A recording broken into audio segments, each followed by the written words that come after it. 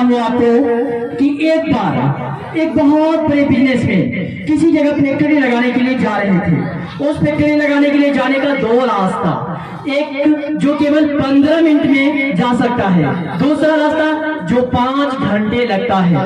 उस रास्ते पे जाने के लिए एक बीच में नदी पड़ती है, नदी से जाए तो सिर्फ 15 मिनट, बाकी रोड से जाए तो 5 घंटा। उस बिजनेसमैन ने अपने समय को बचाने के लिए बोला नहीं, मैं नाव में ही बैठूंगा। जब वो नाव में बैठा उस बिजनेसमैन ने, तो नाव वाले से कहते हैं तुम जानते हो तुम्हारे नाव में कौन बैठता है, रोज मेरी अखबार में फोटो आते हैं। तो नाव वाले ने कहा बड़ा भोलेपन से, नहीं साहब मुझे कहाँ मालूम है, मैं कहाँ पढ़ना लिखना जानता हूँ, मेरे पिताजी तो बचपन में ही मर गए थे, तो इसलिए मैं अपने घर के परिवार के भरण पोषण के लिए काम करना शुरू किया। तो नाव वाले को बिजनेसमैन कहते तो ऐसी जिंदगी की क्या फायदा है।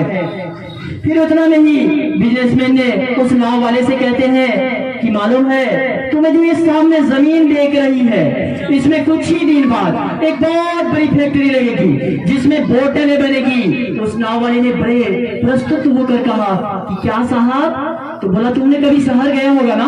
उस नाव वाले को कहते हैं बिजनेसमैन, तुमने कभी शहर गया होगा ना, तो वहाँ देखा होगा एक बहुत बड़ी पानी की बोतलें रखी होती है, आप देखे होंगे दुकानों पर रखी रहती है। तो उनको बोला, नाव वाले ने कहा कि नहीं साहब, मैं तो कभी इस गांव से बाहर गया ही नहीं, तो मैं इस बोतल को कैसे देखता। तो नाव वाले को कहता है बिजनेसमैन, तो तू अभी तक कभी बाहर भी नहीं गया, ऐसी जिंदगी से क्या फायदा है। अब नाव वाले का जवाब सुनिए जरा, ताली बजाइए तब सुनाएंगे। नाव वाले कहते हैं उतना नहीं, लगने लगा नाव वाले को सच में कि मेरी जिंदगी बेकार है, ये जिंदगी किसी काम की नहीं है। तो नाव वाले का जैसे ही नाव पर से ध्यान हटा, उस नाव एक भंवर से टकराती है, एकाएक नाव में पानी भरना शुरू हो जाता है। जैसे ही पानी भरता है तो अब नाव वाले का जवाब सुने। नाव वाले कहता है साहब आपको तैरने तो आता है ना। तो बिजनेसमैन बोला नहीं तैरने नहीं आता, तुम ऐसा क्यों बोल रहे हो। तो बिजनेसमैन से उस नाव वाले ने कहा अब नाव डूबने ही वाली है, बस तैरना है। वो बोल लगता है बिजनेसमैन, तुम जो मांगोगे मैं वो दूंगा, तुम लेकिन मेरी जान बचा लो।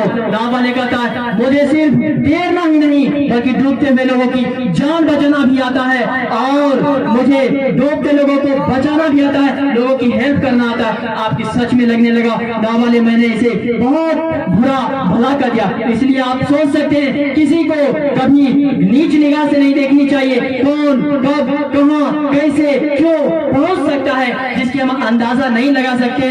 तो मैं